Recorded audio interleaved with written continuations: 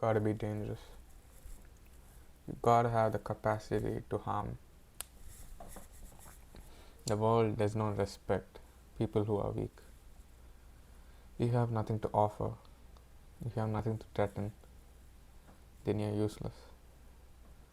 And if you're useless, you're forgotten. You're cast away. Think of a rabbit. A rabbit is weak. A rabbit does not have the ability to cause damage. And what happens to a rabbit? It gets hunted. It gets discarded. Now, contrast that to a lion. A lion can kill. A lion can come and feed on a corpse.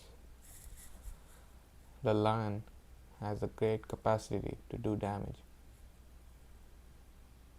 And that's when you realize we respect the lion, not the rabbit.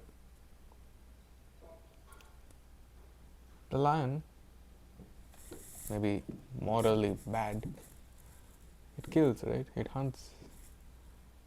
But is it really morally bad? It does what it needs to do to survive. Would you rather roll up and die instead? Would you rather let nature take its course and you just wither away? Or do you fight?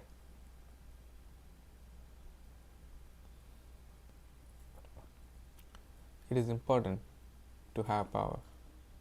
Do not let people tell you you should not be powerful, that it is toxic, that it is unbecoming.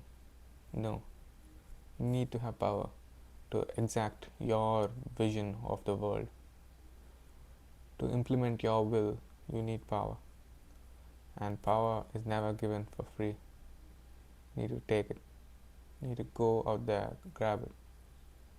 That only happens when you're powerful. Only when it happens when you're dangerous. Now don't get me wrong. I'm not telling you to be a psychopath. Do not harm the innocent. But you cannot be weak. You should be able to defend yourself. You should be able to protect the ones you love. What good are you if at the moment of need and moment of crisis you're not able to protect those who you hold dear? Are you just another victim? Are you just somebody who gives up at a moment's notice? Or do you fight? Do you fight for what you want, what you believe is right?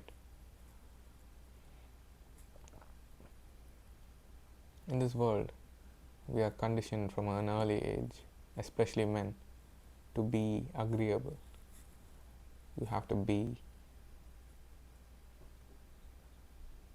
agreeable. You have to help other people. You have to always show the other cheek. But some days you just can't, man. Some days you gotta stop showing the other cheek and start throwing punches.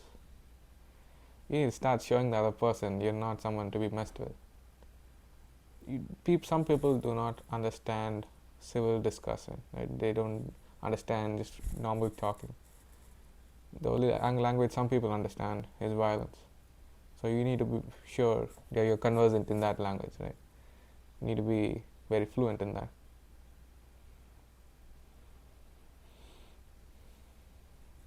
It's not easy. It's not easy unraveling all the conditioning you've been going through. It's got to be hard. But you got to remember, just because it's hard doesn't mean it's not worth it.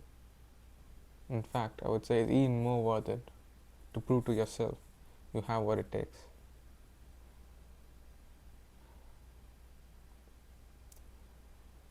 Watch out.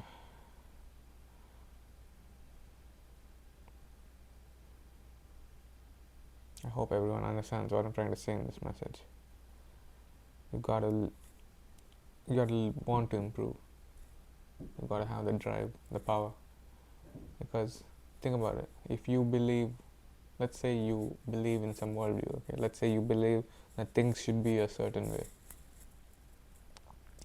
Don't you want to have the power to exact that will? Don't you want to have the power to change the world to your needs.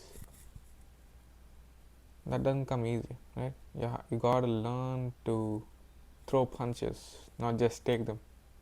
You gotta learn to both. Learn to be defensive and learn to be offensive as well. It's a skill. It's just a skill. You just need to learn it. Nobody's born with it, right? You're not born a wimp. You're not born a Chad. You're born a person, and your life experiences and what you choose is what you are. So, the question I ask you is, what do you choose?